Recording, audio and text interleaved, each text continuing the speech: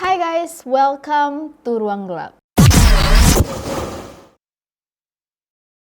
Kali ini kita akan membahas 27th Club atau Klub 27, yaitu klub yang dikatakan sebagai kelompok artis atau musisi yang meninggal dunia pada saat mereka berumur 27 tahun. Sebelum kita mulai masuk ke cerita kali ini, kalau kalian baru di channel Ruang Gelap, jangan lupa untuk klik subscribe, like, dan if you guys have anything to say, let us know in the comment section below. Jadi 27th Club atau Klub 27 itu sebenarnya baru populer di tahun 1994 saat Kurt Cobain dari grup band Nirvana meninggal dunia pada saat berumur 27 tahun. Nah, Kurt Cobain ini kan banyak banget fansnya.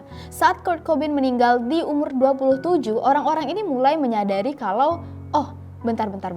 Ini kayaknya musisi yang meninggal di umur 27 tahun ini bukan cuman Kurt Cobain. Jadi mereka ini mencoba untuk track back berapa banyak musisi yang meninggal dunia saat mereka berumur 27 tahun dan ternyata banyak banget. Jadilah banyak orang yang berspekulasi, apalagi para penggemar konspirasi teori yang mulai menggali ada apa di balik umur 27. Mulai dari teori yang super aneh dan gak masuk akal sampai yang lumayan bagus. Kalau teori yang paling menurut gua gak masuk akal itu adalah bahwa musisi yang berumur 27 tahun ini seringkali diculik oleh alien dan dibawa ke bulan. Tapi gua gak tahu juga kenapa mereka harus membawa musisi ke bulan, karena are they trying to make a band? Ngapain gitu ya alien ngumpulin musisi untuk dibawa ke bulan? Tapi kadang-kadang kenyataan itu lebih aneh dari dunia fiksi, jadi ya mungkin bisa jadi. Ada juga teori konspirasi bahwa pemerintah adalah orang yang bertanggung jawab di balik kematian para musisi terkenal saat mereka berumur 27 tahun. Tapi motif di balik kenapa pemerintah harus membunuh musisi ini lumayan membingungkan, karena kenapa gitu. Kecuali kalau musisinya ini membuat sebuah pergerakan yang menolak pemerintahan, mungkin, atau memiliki beberapa lirik yang membenci pemerintahan. Tapi so far gue melihat banyak musisi terkenal yang meninggal di umur 27 tahun dan mereka nggak punya konflik apapun dengan pemerintah.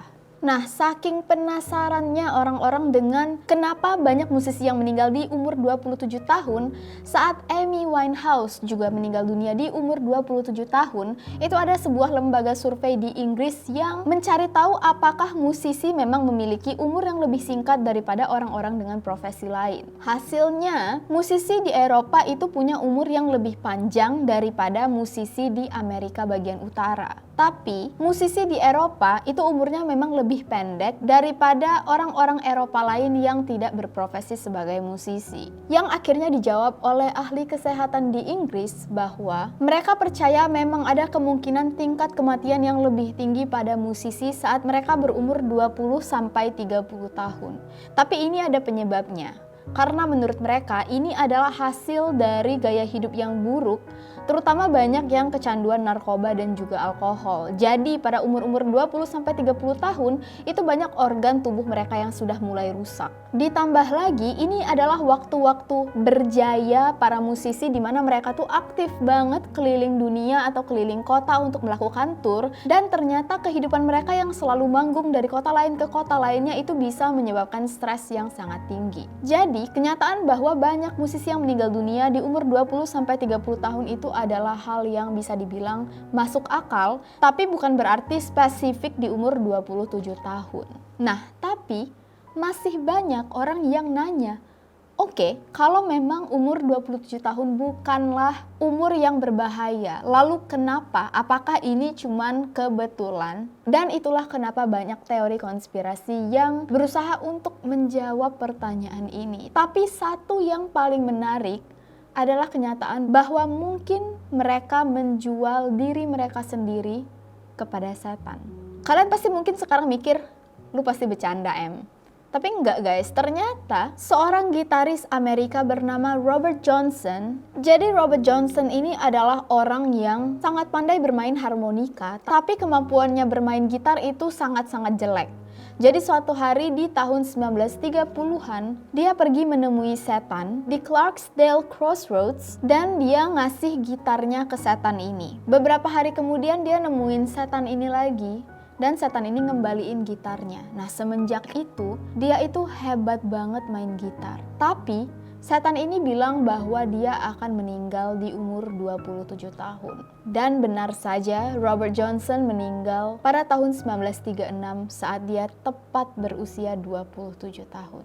Robert Johnson ini bahkan membuat lagu yang berjudul Me and the Devil, di mana ada lirik yang bertuliskan, "When you knock upon my door and I said hello Satan, I believe it's time to go." Kayak setannya jemput dia untuk mati. Dan ternyata bukan Robert Johnson aja yang mengaku kalau dia itu menjual dirinya untuk setan. John Lennon dari The Beatles itu mengaku dia menandatangani kontrak dengan Lucifer atau setan di tahun 1960 pada bulan Desember. Di mana di situ The Beatles sangat populer. Nah, menurut John Lennon, Lucifer ini memang bilang dia akan diberikan 20 tahun kesuksesan, lalu setelahnya dia akan meninggal. Dan ternyata bener guys, John Lennon meninggal dunia di tahun 1980, 20 tahun setelah dia sukses. Meskipun memang kali ini dia nggak meninggal di umur 27 tahun. Oke lah kalau kalian bilang, tapi itu kan semua musisi zaman dulu.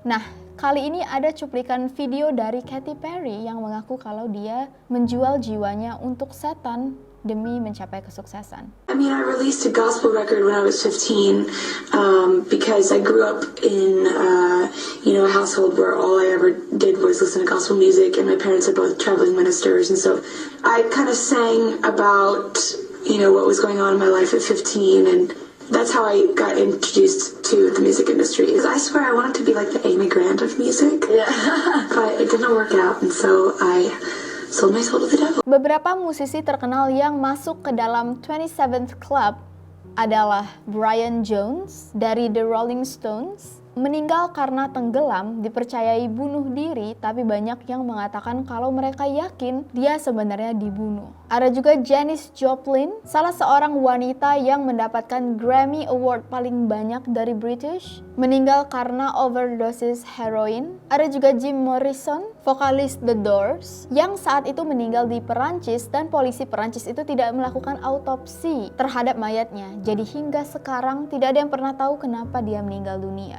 Lalu Kurt Cobain dari Nirvana dikatakan meninggal dunia karena menembak dirinya sendiri. Tapi banyak konspirasi juga di balik kematian Kurt Cobain karena jumlah heroin yang ditemukan di dalam darahnya ini sangat-sangat tinggi, melebihi 3 kali dosis di mana heroin itu bisa membunuh manusia. Jadi banyak yang berspekulasi dengan kadar heroin yang sangat tinggi, gimana bisa Kurt Cobain pegang pistol dan nembak diri dia sendiri. Jadi banyak orang yang percaya bahwa Kurt Cobain ini dibunuh. Lalu ada Amy Winehouse, seorang penulis lagu dan penyanyi wanita yang sangat terkenal dan memiliki potensial kesuksesan yang sangat tinggi, di mana dia keracunan alkohol dan meninggal dunia. Kalau kita lihat-lihat lagi dari 5 nama yang gue sebutin tadi, berasa banget kalau banyak yang meninggal itu memang karena alkohol dan juga narkoba.